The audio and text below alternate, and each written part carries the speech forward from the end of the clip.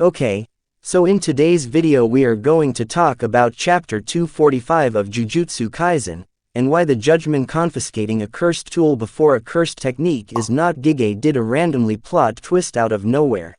There was clear foreshadowing before in the series, so let's begin.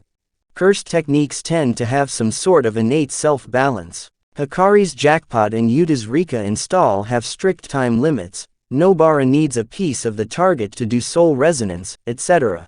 These are akin to binding vows, which allow you to focus your curse technique to achieve much more with less energy. So, if we apply that restriction to a curse technique that can easily just turn off your curse technique, which is itself broken, and then also give the user an insta-kill sword, what kind of restrictions might be implied to make that ability possible? Well, we already got to see that restriction in action during Higurama's fight with Yuji.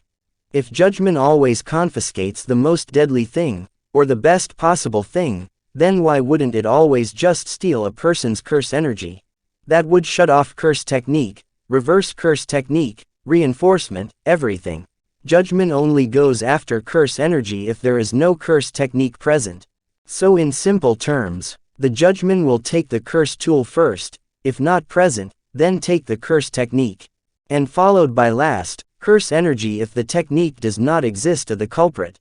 I believe that the biggest restriction on judgment's confiscation is that its targeting is deliberately inconvenient for caster Higurama.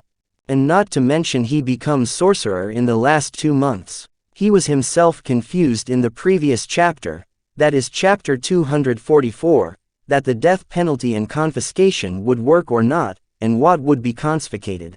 Although I too don't think this reveal was done perfectly in the manga. It would be rather have been more set up to this, or for Sukuna to explain this during deadly sentencing, or the narrator. I'm talking about this because I feel like the fanbase can occasionally engage with the manga rather first, instead of giving critics. Gege often does do a lot of setup, or his surprise reveals follow some internal series logic, and people just kinda ignore that instead of paying attention. That's it for this video. If you like this video and want more Jujutsu Kaisen analysis, then like, share and subscribe to the channel. I would be explaining many more things in future, so stay tuned.